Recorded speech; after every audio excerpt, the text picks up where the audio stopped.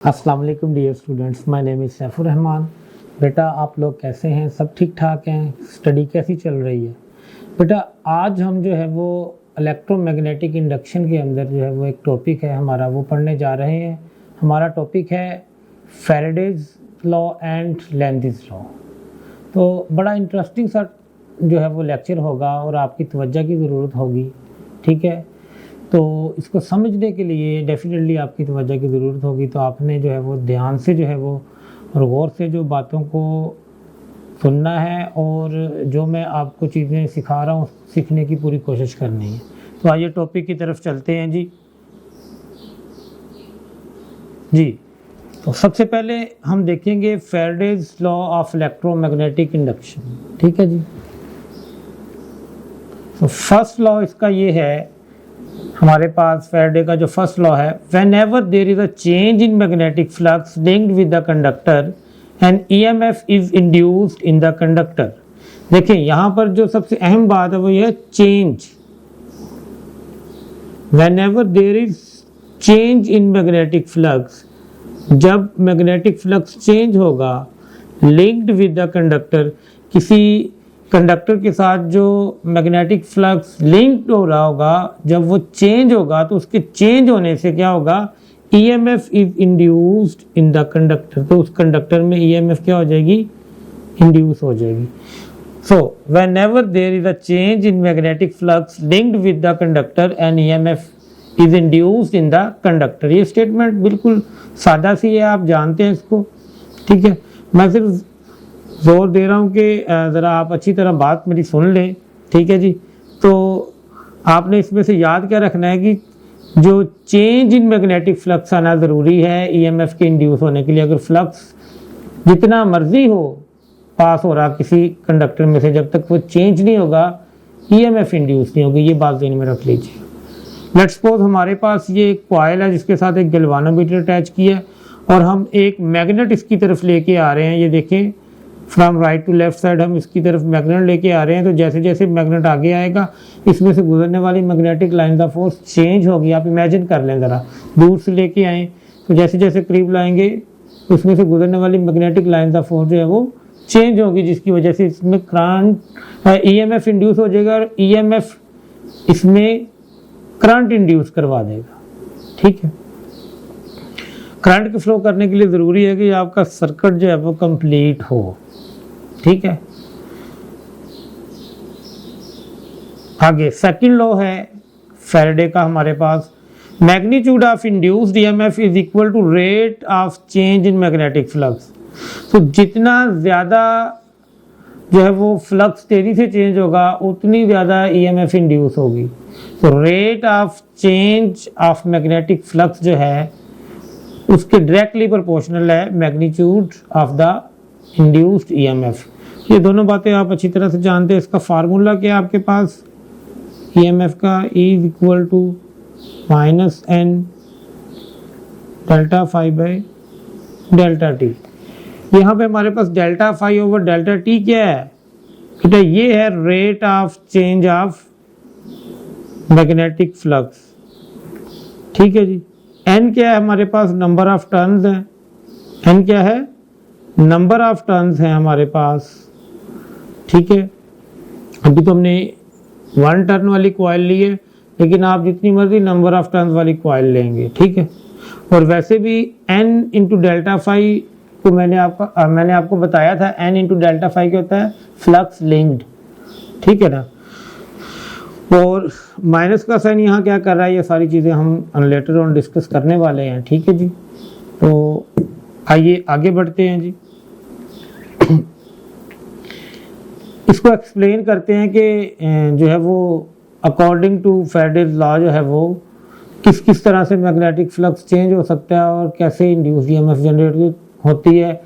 चंद example मैं आपके साथ शेयर करूंगा, वैसे बहुत से वे होंगे, ठीक है। तो आप देखें, फर्ज करें कि आपके पास ये एक कॉइल है जिसको आपने एक ऐसे रीजन में रख दिया जहाँ पे मैग्नेटिक फील्ड क्या हो रही है, चेंज हो रही है, ठीक है। आपको मैंने बताया था कि मैग्नेटिक फील्ड को शो करने के लिए हम जो है वो क्रॉस और डॉट यूज़ करते हैं। इन्वर्ट के लिए जो है वो क्रॉस और आउटवर्ड के लिए डॉट यूज़ करते हैं, लेकिन इनके ऊपर सर्कल नहीं होते, लेकिन हमारे कंपोजर ने बना दिए हैं, उन्हें गाइड करेंगे। ठीक है ना। आप अब ये समझें कि ये जो सर्कल के अंदर क्रॉस है ये मैग्नेटिक फील्ड को शो करने के लिए है, और यहाँ पे आपको लिख के दिया जा रहा है जी मैग्नेटिक फील्ड इज चेंजिंग। जाहिर है इस चेंजिंग मैग्नेटिक फील्ड के अंदर जब आप किसी कंडक्टर को रख रहे हैं तो उसमें से गुजरने वाला फ्लक्स भी क्या हो रहा होगा, चेंज हो रहा होगा। आपके पास जो है वो फार्मूला क्या है जी फ्लक्स का, फार्मूला क्या है आपके पास, बी ए cos थीटा पढ़ा हुआ है ना हमने। सो बी जब चेंज हो रहा है तो उसका मतलब फ्लक्स चेंज हो रहा है, फ्लक्स के चेंज होने से क्या होगा, ईएमएफ इसमें इंड्यूस हो जाएगी। चलिए एक और एग्जांपल है आपके पास बेटा कि यहाँ पे रेडियस ऑफ कॉइल चेंज कर रहे हैं। आप फर्ज करें कि ये कॉइल एक्सपेंड हो रही है, यहाँ ये कॉन्ट्रैक्ट जब आप इसको करेंगे तो इसका जो रेडियस कम ज़्यादा आप कर रहे हैं तो इसका एरिया चेंज हो रहा है। ठीक है, तो एरिया चेंज होने से आप जानते हैं कि जब एरिया चेंज होगा तो फ्लक्स क्या हो जाएगा, चेंज हो जाएगा, और फ्लक्स जब इसमें से गुजरने वाला चेंज हो रहा होगा तो इसमें इंड्यूस्ड ईएमएफ प्रोड्यूस हो जाएगी जी। फिर क्या है कि आप जो है वो मैग्नेटिक फील्ड में रख के कॉइल को जो है वो रोटेट करवा रहे हैं। जैसे ये आपके पास एक कॉइल है और ये आपके पास मैग्नेटिक फील्ड है। ठीक है, जब आप मैग्नेटिक फील्ड लाइंस आप ऐसे ले लें जी, ये इनवर्ड मैग्नेटिक फील्ड लाइंस जा रही हैं इस वक्त, तीनों फिगर जो हैं वो कॉइल के अंदर से गुजरे, 3 मैग्नेटिक लाइंस ऑफ फोर्स में से गुजरे। जब आप कॉइल को रोटेट करवाएंगे, ठीक है, तो अब 2 हो गई, फिर 1 हो गई। आप देख रहे हैं कि जो जब आप कॉइल को रोटेट कर रहे हैं तो कॉइल के रोटेट होने से इसमें से गुजरने वाला फ्लक्स क्या हो रहा है, चेंज हो रहा है। मैग्नेटिक लाइंस ऑफ फोर्स की तादाद चेंज हो रही है क्योंकि थीटा चेंज हो रहा है। ठीक है ना, आप वैसे थीटा के हिसाब से समझ लें कि अब जो कॉइल है वो मैग्नेटिक फील्ड लाइंस के परपेंडिकुलर है। ठीक है, अब एंगल चेंज हो गया। ठीक है, अब आप देखें एंगल चेंज हो रहा है, मुसलसल एंगल चेंज हो रहा है। ठीक है, तो जब थीटा चेंज होगा इस फार्मूला में आप देखें तो कोस थीटा की वैल्यू चेंज होगी, कोस थीटा की वैल्यू चेंज होगी तो आप कहेंगे फ्लक्स चेंज हो रहा है, तो फिर ईएमएफ इंड्यूस हो जाएगी। अब इसमें आप देखें कि आप एक कॉइल को मैग्नेटिक फील्ड के अंदर रख के कॉइल को जो है वो एक तरफ खींच के ले जा रहे हैं तो उसका इफेक्टिव एरिया चेंज हो रहा है। जब ये कॉइल यहाँ पे थी, ठीक है, तो इसका सारा एरिया जो था, सारी कॉइल का जो एरिया है वो इन द मैग्नेटिक फील्ड है। ठीक है, उसमें से नंबर ऑफ लाइन ज़्यादा होंगी। अभी सूरत हाल में आप देखें कि इतनी कॉइल वैसी बाहर चलेगी तो इफेक्टिव एरिया इतना रह गया, उसमें से गुजरने वाला जो फ्लक्स है उसकी वजह से जो है वो ईएमएफ इंड्यूस होगी, तो एरिया चेंज हो रहा है। इफेक्टिव एरिया क्या हो रहा है, चेंज हो रहा है। सो एरिया चेंज हो रहा है तो क्या होगा, इंड्यूस ईएमएफ जनरेट हो जाएगी। आगे बढ़ते हैं बेटा, एक क्वेश्चन लेते हैं।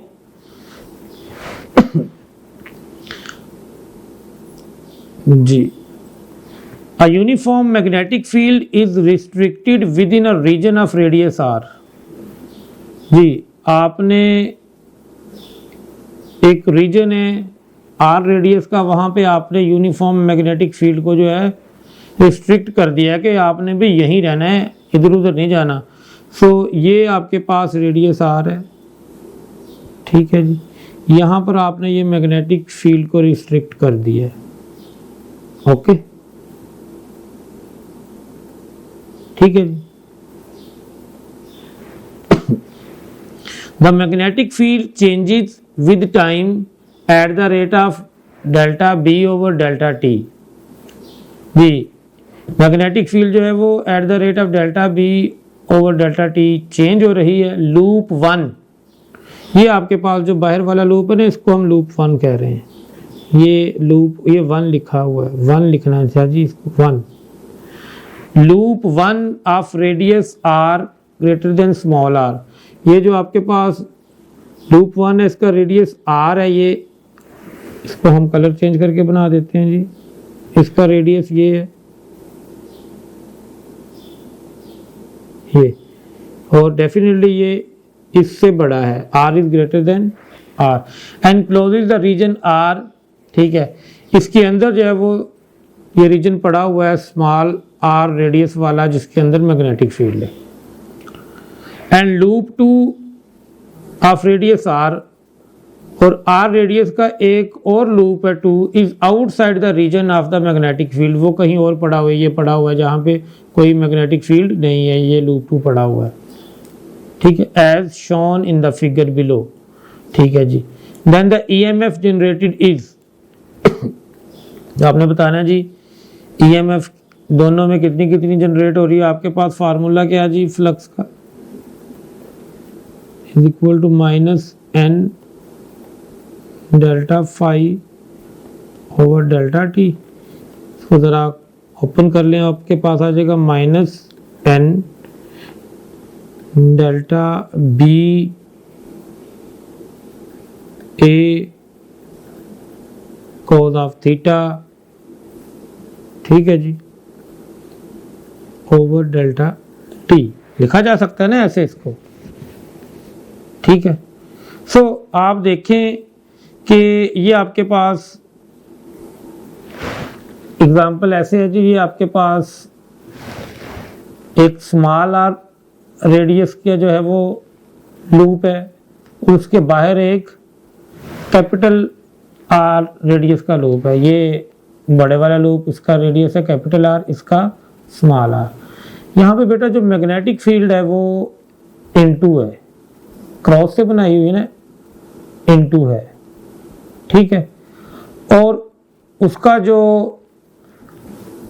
एंगल बन रहा है इस इन क्वाइल्स के एरिया वेक्टर के साथ वो कितना है, एरिया वेक्टर आपको पता है perpendicular to the plane of coil होता है, तो ये जो आपके पास प्लेन ऑफ क्वाइल है उसका ये परपेंडिकुलर है, ठीक है, इसको ऐसे कर लें तो आप ये कह लेंगे ये जो है आपके पास ये शो कर रहा है कि एरिया वेक्टर इस तरफ है और इसी तरफ मैग्नेटिक फील्ड अंदर की तरफ आ रही है, तो एंगल क्या हो जाएगा 0, तो आप इसको लिख सकते हैं minus N delta B over delta t, a cos 0 क्या हो गया 1 हो गया, और एरिया की जगह पे आप क्या लिख सकते हैं पाई आर स्क्वायर, क्या लिख सकते हैं पाई आर स्क्वायर, क्या लिख सकते हैं पाई आर स्क्वायर, क्या हो जाएगा minus N delta B over delta t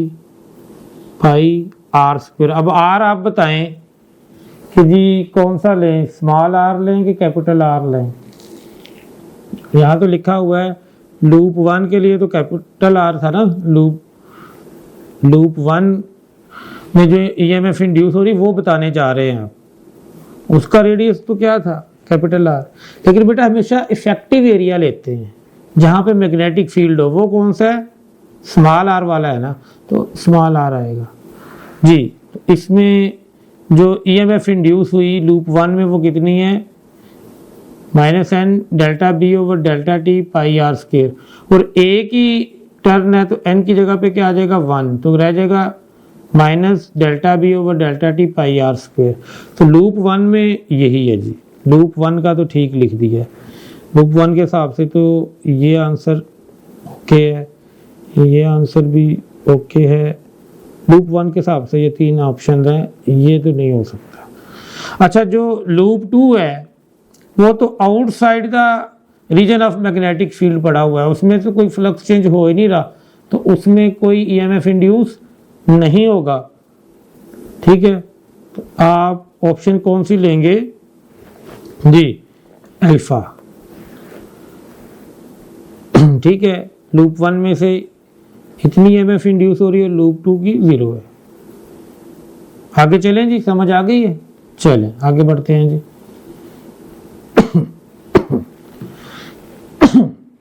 जी क्वेश्चन नंबर 2 है, 800 turn coil of effective area 0.05 metre square, number of turns कितनी है जी लिख लीजिएगा, नंबर ऑफ टर्न्स कितनी है 800, इफेक्टिव एरिया कितना है 0.05 metre square is kept perpendicular to a magnetic field. तो ये मैग्नेटिक फील्ड के साथ कितना एंगल बना के पड़ा हुआ है 90 डिग्री। और मैग्नेटिक फील्ड कितनी है जी 5 × 10⁻⁻5 टेस्ला। ठीक है, अभी सिचुएशन में जो है वो θ1 आपको कितना दिया गया है, ये प्लेन ऑफ कॉइल का दिया गया है। ठीक है, कॉइल इज परपेंडिकुलर है। ठीक है, प्लेन ऑफ कॉइल क्या है perpendicular to the magnetic field है। When the plane of coil is rotated by 90 degree, जब आप प्लेन ऑफ कॉइल को 90 डिग्री रोटेट कर देंगे, जहां वो पहले पड़ा था वहां से 90 डिग्री रोटेट कर देंगे। ठीक है, around any of its coplanar axis in 0.1 second. Time कितना है 0.1 second. The EMF induce in the coil will be. तो आपने EMF बतानी है जी कितनी होगी। ठीक है, क्वेश्चन देख लें। आपने कॉइल को रोटेट दोबारा 90 डिग्री से किया, ये पॉइंट भी नोट कर रखें। आप इस सिचुएशन को ऐसे ले सकते हैं कि ये आपके पास एक कॉइल है, ओके, और ये कॉइल जो है ये मैग्नेटिक फील्ड के परपेंडिकुलर पड़ी है यूं। तो मैग्नेटिक फील्ड ऐसे है और ये कॉइल इसके परपेंडिकुलर। ठीक, क्लियर हो गया। सो आपने इंड्यूस्ड EMF निकालनी तो डेफिनेटली आप ΔΦ/ΔT करेंगे। ठीक है, n से मल्टीप्लाई करेंगे और माइनस का साइन आएगा अकॉर्डिंग टू फैराडे लॉ। ठीक है, तो हम पहले ΔΦ निकालेंगे। ΔΦ जो है वो आप कह सकते हैं φ2 - φ1 से निकालेंगे, फाइनल माइनस इनिशियल करके। ठीक है, दो सिचुएशंस होगी ना। इस वक्त आपके पास कॉइल यूं है कि ये मैग्नेटिक फील्ड के क्या है परपेंडिकुलर है। ठीक है, अब कॉइल का जो एरिया वेक्टर होगा, यहाँ आप देखें एरिया वेक्टर ऑफ कॉइल यूं है। ठीक है, और मैग्नेटिक फील्ड को अगर आप देखें तो वो भी यूं आ रही है। तो एरिया वेक्टर और मैग्नेटिक फील्ड में कितना एंगल बन रहा है इस वक्त फर्स्ट सिचुएशन में 0। तो जब हमारे पास थीटा कितना बना between magnetic field and area vector 0 बना। ठीक है, और cos 0 क्या होता है जी 1 होता है। तो आपका जो φ1 आया पहला फ्लक्स आपका फर्स्ट सिचुएशन पे वो क्या आ रहा है आपके पास -NBA। ठीक है ना, सिर्फ फ्लक्स लिख रहे हैं ना, लिंक्ड फ्लक्स लिख रहे हैं तो n भी साथ लिखेंगे ना आप। -NBA cos 0 1 हो गया आगे। ठीक है, ये φ1 आ गया। अब हमने φ2 कैलकुलेट करना है। जब आप इस कॉइल को 90 डिग्री रोटेट करवाएंगे, लेट्स सपोज मैं इसको रोटेट करवा रहा हूँ यूँ, यहाँ से इसको मैं यूँ रोटेट करवाता हूँ। ठीक है, तो इसका एरिया वेक्टर यूँ हो जाएगा, ऊपर चला जाएगा। मैग्नेटिक फील्ड यूँ ही आ रही है यूँ। ठीक है, तो मैग्नेटिक फील्ड के साथ एरिया वेक्टर का एंगल कितना हो गया 90 डिग्री। ठीक है, तो आपके पास जो सेकंड सिचुएशन में एंगल आ रहा है वो कितना आ रहा है 90 डिग्री, और cos ऑफ 90 डिग्री क्या होगा 0 होगा। तो आपका φ2 क्या हो जाएगा 0। अब आप ΔΦ निकाल लें। ΔΦ आपके पास क्या आता है जी φ2 - φ1। φ2 की वैल्यू क्या है 0 माइनस φ1 क्या -NBA। ठीक है जी, ΔΦ आपके पास क्या आ गया माइनस माइनस प्लस हो गया NBA।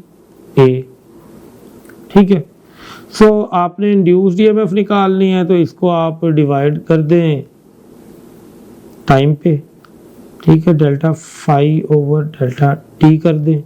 तो ΔΦ क्या जी NBA और ΔT नीचे आ गया।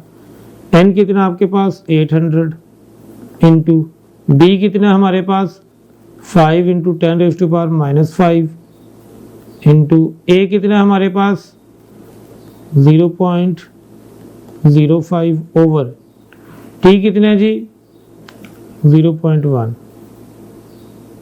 ठीक है जी, तो ये अब हमने सिर्फ कैलकुलेशन करनी है। तो आप देखिए अगर मैं ये डेसिमल पॉइंट ख़त्म करूं तो नीचे क्या आ जाएगा 100। ठीक है, ये 2 ज़ीरो इसके साथ कैंसिल हो गए। ओके, तो अब आप मल्टीप्लाई करें 8 को 5 के साथ 40 को फिर 5 के साथ, कितना हो जाएगा ये 200।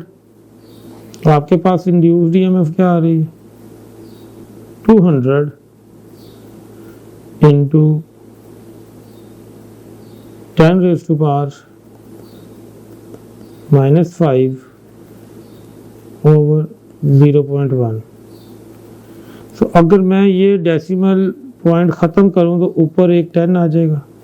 तो मेरे पास क्या आ जाएगा, ये हमारे पास आ जाएगा 200, बल्कि ये 10 भी साथ ले जाए 2000 इंटू 10 raised to power -5। ठीक है, इसको आप कर लें सॉल्व। 2000 डिवाइडेड बाय ये 1 ज़ीरो और आएगा, 3 ज़ीरो इसके साथ कट गए तो आ गया 2/100, ये आ गया 0.02 वोल्ट जो है वो बीटा ऑप्शन आपके पास इसका आंसर बनता है। ठीक है बेटा, बस सिचुएशन को समझना था आपने ना, जो आपने ये 5-1 और 5-2 निकाला असल काम वो है। ठीक है जी, आगे चलते हैं। इंड्यूस्ड चार्ज की बात करेंगे हम, किसकी, इंड्यूस्ड चार्ज की। मैं अगर इंड्यूस्ड ईएमएफ की वैल्यू लिखूं तो मैं इसको लिख सकता हूं इज इक्वल टू, सिंपल लिख रहा हूं 1 टर्न वाली कॉइल के लिए। ठीक है, तो क्या लिखूंगा, इसकी मैग्नीट्यूड को मैं माइनस लिखने की जरूरत नहीं होगी। क्या लिखेंगे, delta phi over delta T लिख देंगे। ठीक है जी, ओके।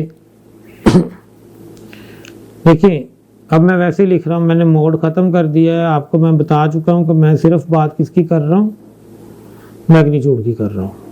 तो आप बाकी बात समझ चुके हैं जी। सो आप लोगों ने पढ़ा हुआ है कि जो इंड्यूस करंट है वो कैसे आप निकाल सकते हैं। इंड्यूस करंट होगा I इंटू R। I को आप क्या लिखेंगे, I आ जाएगा इंड्यूस्ड ईएमएफ ओवर R के बराबर। ठीक है, लिख सकते हैं ना ऐसे। चलिए फिलहाल आप इंड्यूस्ड ईएमएफ की ये वैल्यू यहाँ पे पुट करें तो क्या आ जाएगी, IR is equal to delta phi by delta T.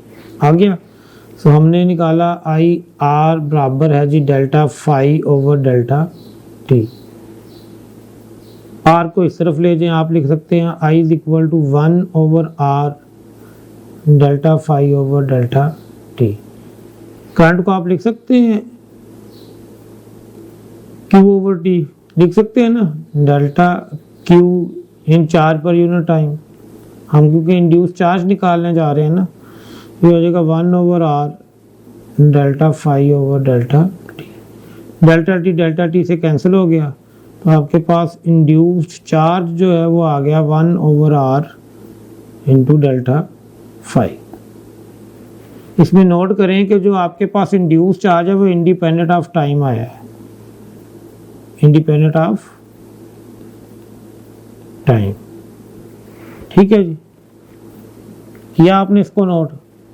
चलें इससे आगे चलते हैं।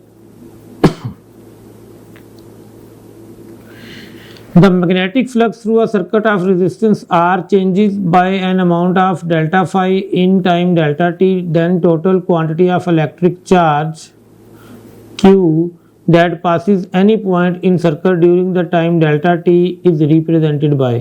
अभी करके आए हैं, क्या होता है जी फार्मूला, Q का फार्मूला क्या होगा, Q will be equal to 1 over R, ठीक है जी, इंटू डेल्टा फाई। यही होगा ना आपके पास, यस ये भी हम प्रूफ भी करके आए हैं, याद कर लें इसको। आगे चलते हैं जी।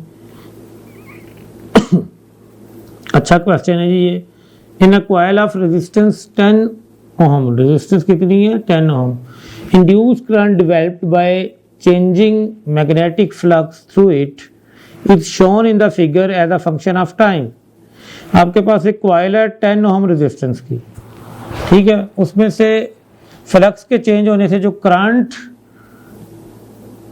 उसके अंदर जो इंड्यूस हो रहा है, फ्लक्स के चेंज होने से जो करंट इंड्यूस हो रहा है वो as a function of time आपको ग्राफ में दिखाया गया है जी। ग्राफ देख लिया अच्छी तरह से, इधर करंट है, इधर टाइम है, ठीक है। The magnitude of change in flux through the coil in weber, आपने चेंज इन फ्लक्स निकालना है। क्या निकालना है? चेंज इन फ्लक्स निकालना है, डेल्टा फाई निकाल के दें, ठीक है जी। ये क्वेश्चन है आपके पास। तो आप देखें ये आपके पास आई टी ग्राफ है, तो इसका अगर हम एरिया निकालें तो एरिया इसका क्या आएगा? हाफ ऑफ बेस, बेस क्या है जी 0.1 और ये टाइम है, मल्टीप्लाई बाय इनटू हाइट, ये 4, तो ये आपके पास 2 इंटू कितना आ गया एरिया? इसका एरिया कितना आ गया? 0.2। देखें, और एरिया आया कैसे? आपने करंट को मल्टीप्लाई किया है टाइम से, तो ये तो आ गया चार्ज, ठीक है। ये क्या आ गया? चार्ज आ गया आपके पास। तो अभी हमने पढ़ा था कि Q जो है वो बराबर होता है 1/r इंटू डेल्टा फाई। तो डेल्टा फाई किसके बराबर आएगा? वो आएगा ना बराबर, फिर R को इधर ले जाए उठा के, R इंटू Q हो जाएगा। R कितना आपके पास? 10 इंटू 0.2 करें तो आपके पास डेल्टा फाई कितना आ रहा है? 2। तो ये हमारे पास आंसर बीटा आना चाहिए, ठीक है जी। जी, अभी हम जो है वो इंड्यूस करंट और लेंज़ेस लॉ के बारे में पढ़ेंगे, लेकिन इससे पहले हम जो है वो जी direction of induce current and Lenz's law, अब ये हमारा टॉपिक होगा और ये बड़ा इंटरेस्टिंग टॉपिक है, ठीक है। तो इसमें आपकी मज़ीद तवज्जो की जो है वो अटेंशन की जो है वो ज़रूरत है। सबसे पहले हम इसे डिफाइन कर लेते हैं जी। According to Lenz's law, the direction of induced current is such that it opposes the cause producing it. Lenz's law के मुताबिक जो इंड्यूस्ड करंट है वो अपनी डायरेक्शन इस तरह से सेट करेगा कि वो अपने काज को अपोज कर सके, जिस वजह से वो इंड्यूस हो रहा है उसको वो अपोज कर सके, ठीक है। सेकंड, आपने ये एमसीक्यू है, आप बड़ा इंपॉर्टेंट ये आपने याद रखना है कि जो लेंज़ेस लॉ है it is based on law of conservation of energy, based on law of conservation of energy. ये आर्टिकल आपने आधा शॉर्ट क्वेश्चन भी पढ़ा हुआ है, ठीक है ना। आगे चलेंगे जी।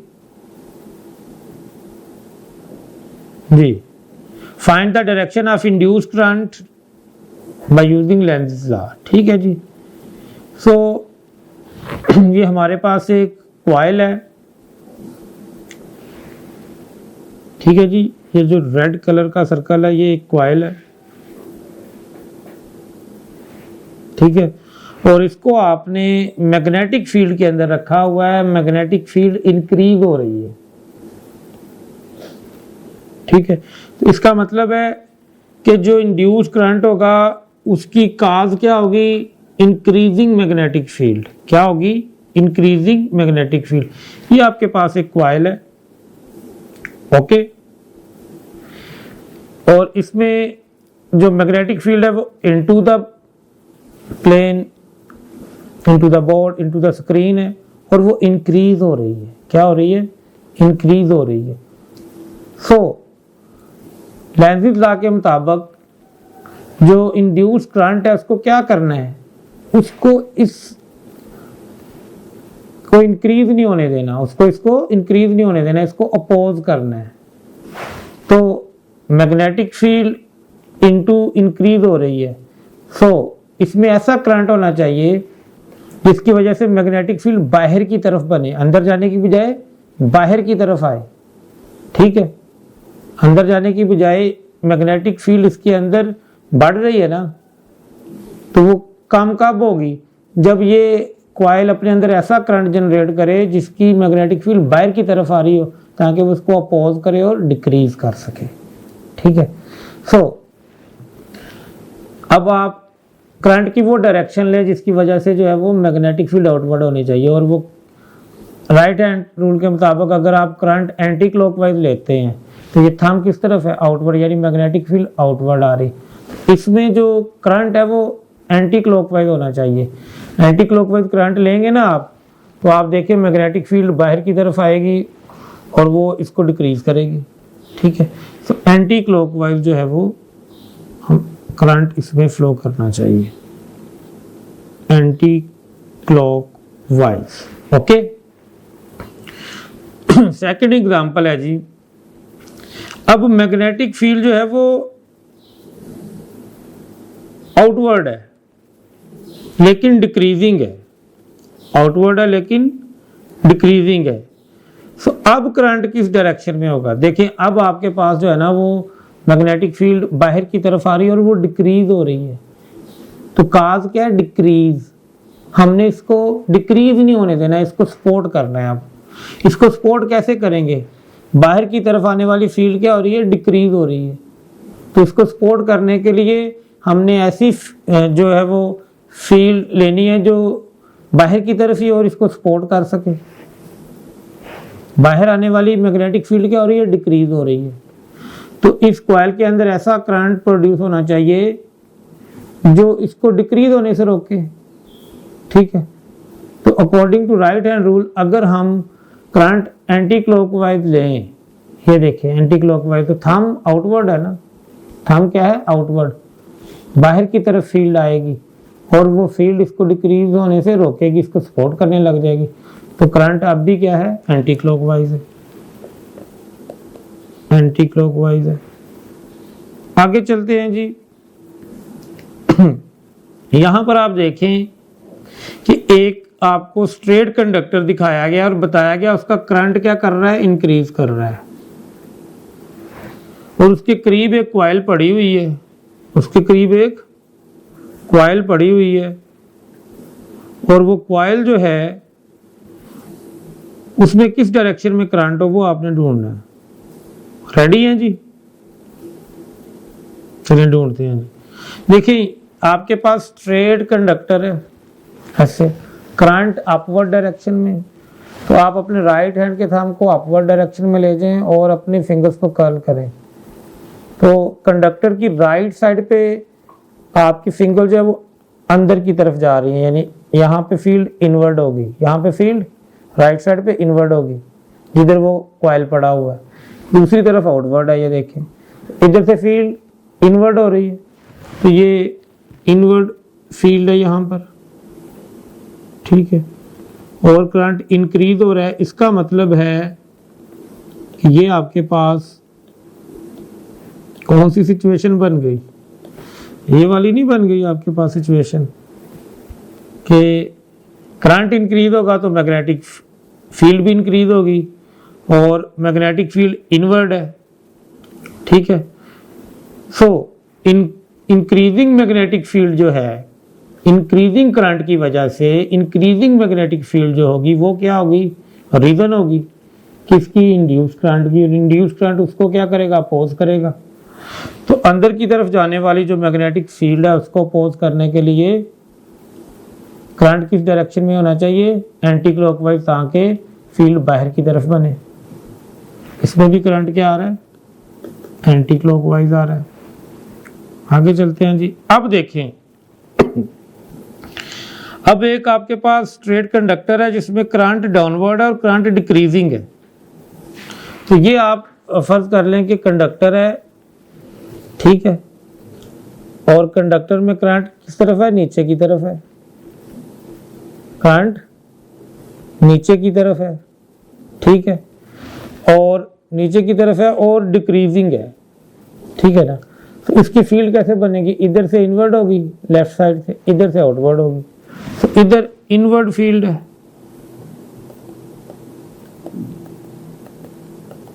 लेकिन अब करंट डिक्रीजिंग है तो आपके पास जो उसकी वजह से मैग्नेटिक फील्ड है वो भी क्या डिक्रीजिंग होगी, उसको डिक्रीज होने से रोकना है, ठीक है।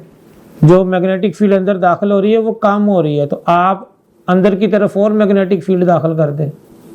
तो अब आप डायरेक्शन क्या लें, क्लॉकवाइज ले लें, क्लॉकवाइज डायरेक्शन लें ताकि मैग्नेटिक फील्ड अंदर की तरफ बने। अब करंट किस तरफ होना चाहिए, क्लॉकवाइज डायरेक्शन में करंट होगा तो वो अपने काज को अपोज करेगा, ठीक है जी। आगे चलें जी, और प्रैक्टिस करनी है अभी आपने इसकी जी। ये एक आपको सिचुएशन दी गई है कि आपके पास एक कॉइल है बड़ी वाली, उसके अंदर करंट इस डायरेक्शन में है, एंटी क्लॉकवाइज करंट उसके अंदर फ्लो कर रहा है, ठीक है, एंटी क्लॉकवाइज है ये। ऐसे जगह जगह बना के देख लें, ठीक है जी। और ये करंट डिक्रीजिंग है, तो बताएं कि जो इसके अंदर कॉइल पड़ी हुई है इसमें इंड्यूस करंट की डायरेक्शन क्या होनी चाहिए।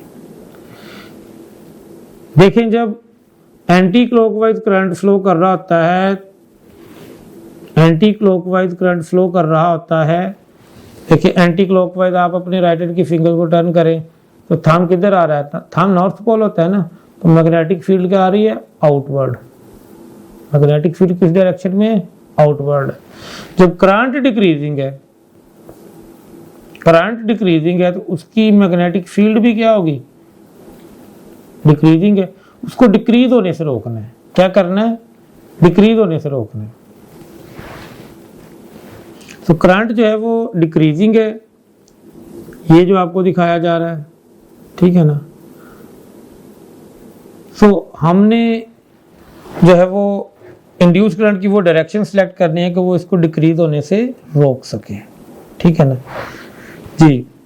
तो अब क्योंकि आपके पास एंटी क्लॉकवाइज करंट है तो आपके पास जो मैग्नेटिक फील्ड है वो आउटवर्ड है, मैग्नेटिक फील्ड जो है वो आउटवर्ड है, और मैग्नेटिक फील्ड डिक्रीज हो रही है, और मैग्नेटिक फील्ड डिक्रीज हो रही है। इसको सपोर्ट करें जी, इसको सपोर्ट करें आप।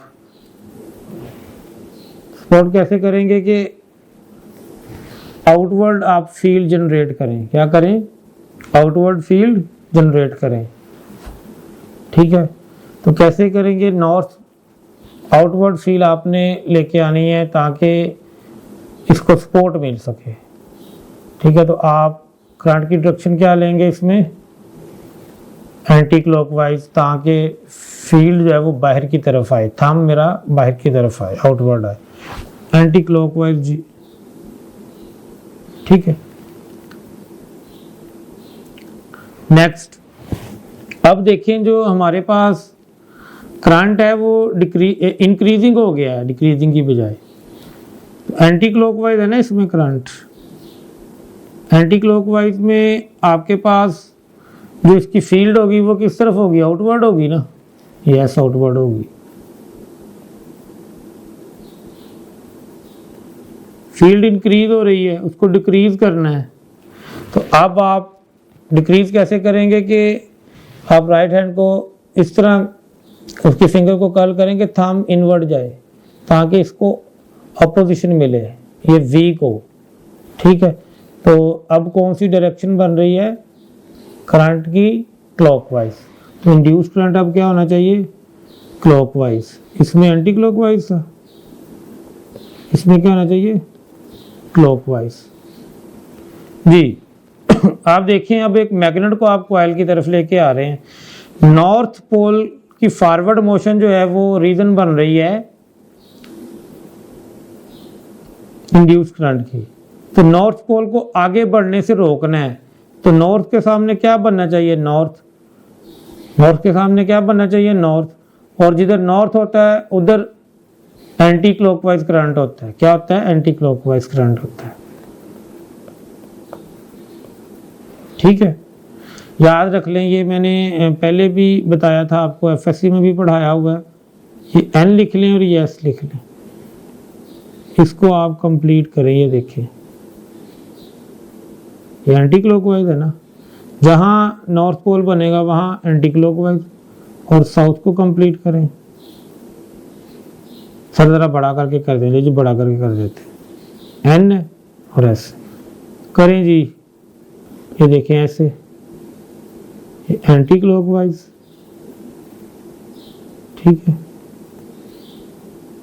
और एस को करें तो ये एस से क्लॉकवाइज। तो जहां भी साउथ पोल बन रहा होगा वहां हमेशा क्लॉकवाइज करंट होगा, और जहां नॉर्थ पोल बनेगा वहां हमेशा एंटी क्लॉकवाइज होगा। आगे चलते हैं जी। अब देखें आप, साउथ पोल आगे आ रहा है, मोशन फॉरवर्ड है ना, तो साउथ को आगे आने से रोकने के लिए इधर क्या बनना चाहिए, साउथ। ठीक है, साउथ को आगे आने से रोकने के लिए क्या बनना चाहिए, साउथ बनना चाहिए। तो साउथ बनेगा तो करंट क्या होगा, क्लॉकवाइज। जी बच्चों, आ जाएं वापस, ब्रेक से आ जाएं सारे बच्चे आ जाएं। हम कौन सा टॉपिक पढ़ रहे थे, डायरेक्शन हम फाइंड कर रहे थे इंड्यूस करंट की बाय यूजिंग लेंथेज लॉ। जी, तो कुछ प्रैक्टिस आपको मैंने करवा दी। अब ये क्वेश्चन आपके लिए है जी, आपने इसका आंसर देना है। देखें, एक रिंग है पड़ा हुआ ऐसे, और ऊपर से एक मैग्नेट नीचे की तरफ आ रहा है, उसका नॉर्थ पोल जो है वो कॉइल की तरफ आ रहा है। तो बताएं जी कि क्या डायरेक्शन होगी। नॉर्थ आगे आ रहा है ना, नॉर्थ को क्या करना है, रोकना है। तो नॉर्थ के सामने क्या बनना चाहिए, नॉर्थ, और जिधर नॉर्थ होता है वहां पे करंट किस डायरेक्शन में होता है, एंटी क्लॉकवाइज होता है। ठीक हो गया जी, कोई मुश्किल तो नहीं आई। गुड, नेक्स्ट देखते हैं जी। अब रिंग ऊपर है, रिंग ऊपर है और मैग्नेट नीचे जा रहा है, तो साउथ पोल दूर जा रहा है, साउथ को दूर नहीं जाने देना, नॉर्थ को करीब नहीं आने देना और साउथ को दूर नहीं जाने देना। ठीक है जी। जी, तो साउथ को दूर जाने से रोकने के लिए इधर कौन सा पोल बनना चाहिए, उसको ट्रैक्ट करने वाला नॉर्थ बनेगा, तो करंट क्या होगा, एंटी क्लॉकवाइज ही होगा सर। ठीक है जी, एंटी क्लॉकवाइज। आगे चलते हैं जी। इंटरेस्टिंग सा क्वेश्चन है। An electron moves on a straight line path xy as shown। ये एक इलेक्ट्रॉन जा रहा है जी, ये इलेक्ट्रॉन जा रहा है जी एक, ठीक है, इस डायरेक्शन में जा रहा है। Okay, the ABCD is a coil adjacent to the path of electron। यहाँ पे एक कॉइल पड़ी हुई है ABCD, ठीक है, यहाँ से इलेक्ट्रॉन गुजर रहा है ना, उसके करीब ही ये कॉइल पड़ी हुई है। What will be the direction of current if any induced in the coil? Electron के यहाँ गुजरने से कॉइल के अंदर कोई करंट इंड्यूस होगा या नहीं, अगर होगा तो उसकी डायरेक्शन क्या होगी। तो बेटा आप देखें, इलेक्ट्रॉन जिस तरफ जा रहा होगा करंट उसके ऑपोजिट जाएगा। करंट तो हम कन्वेंशनल करंट जो है वो आपको पता पॉजिटिव चार्जेस की वजह से लेते हैं। तो फर्ज करें कि यहाँ पे जो करंट है, करंट इसमें हम कलर चेंज कर लें, ये करंट जो है वो आप फर्ज करें कि इस डायरेक्शन में जा रहा है, ऐसे इलेक्ट्रॉन इस तरफ, करंट इस तरफ। ठीक है, ये सिचुएशन आप बना लें करंट जी। अब करंट आपने ढूंढ लिया जी, अब इसके ऊपर राइट हैंड रूल अप्लाई करें। ये डायरेक्शन है ना करंट, तो थंब को इसकी डायरेक्शन में ले जाएं, इस तरफ क्या आएगी, ठीक, इधर से मैग्नेटिक फील्ड इनवर्ड है और इधर से आउटवर्ड है, इधर इनवर्ड मैग्नेटिक फील्ड है, लेट्स सपोज, ठीक है।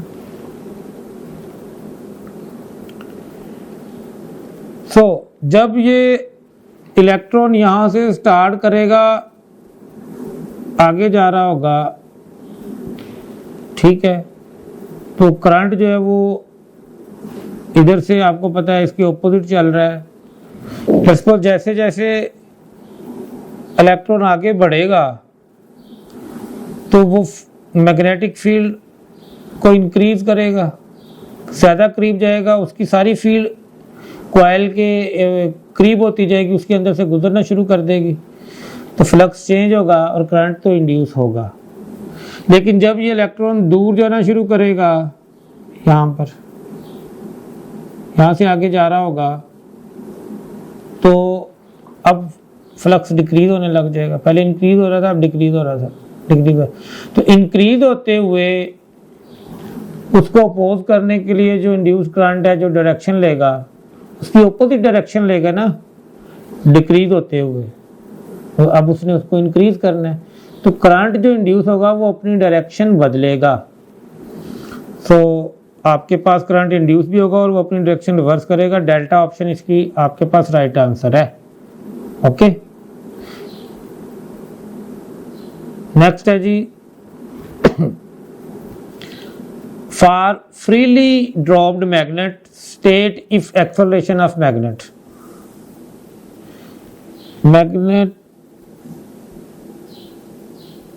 जी, freely dropped magnet state if acceleration of magnet. ये आपके पास एक मैग्नेट नीचे जा रहा है, ठीक है, तो मैग्नेट जैसे जैसे नीचे जाएगा, इसका साउथ पोल दूर होने की कोशिश करेगा इस कॉइल से। फ्लक्स चेंज होने की वजह से ये कॉइल इसको दूर जाने से रोकेगा, वो इधर अपना नॉर्थ पोल बना लेगा, साउथ को दूर नहीं जाने देना, ठीक है जी। तो इधर नॉर्थ बन जाएगा, तो वो इसको अट्रैक्ट करेगा, इसको रोकेगा जाने से, इसका एक्सेलरेशन कम होगा ना मैग्नेट का। मैग्नेट को रोकने वाला कोई ना आता तो मैग्नेट आराम से निकल जाना था, अब उसको रोकने वाला है तो वो जरा उसके अंदर जो एक्सेलरेशन है वो कम हो जाएगा। ए लेस देन जी आना चाहिए जी, यस। आगे बढ़ते हैं जी। A metal ring is held horizontally and bar magnet is dropped through the ring with its length along the axis of the ring। यह आपके पास एक रिंग है, ऊपर से एक मैग्नेट को आप गिरा रहे हैं, ठीक है ना। यह आपके पास एक रिंग है, ऊपर से मैग्नेट को आप गिरा रहे हैं। The acceleration of the falling magnet, sorry, ये रिंग है, मैग्नेट को ऊपर से गिरा रहे हैं, हाँ मैग्नेट को गिरा रहे हैं, तो ये मैग्नेट जब यहाँ पे आएगा तो अगर इसका जो भी पोल है उसको ये अपोज करेगा, वही पोल इधर बन जाएगा। नॉर्थ आ रहा है तो नॉर्थ के सामने नॉर्थ बनेगा, तो वो इसको अपोज करेगा, नीचे नहीं आने देगा, तो इसमें एक्सेलरेशन डिक्रीज होगा, इसका मैग्नेट का एक्सेलरेशन डिक्रीज होगा। क्या आएगा जी? लेस देन जी आएगा।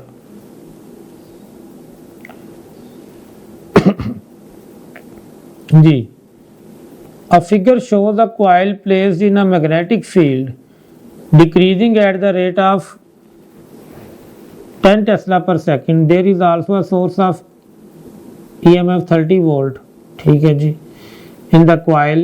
Find the magnitude and direction of the current in the coil. आपने magnitude भी बतानी है और direction of current भी बतानी है।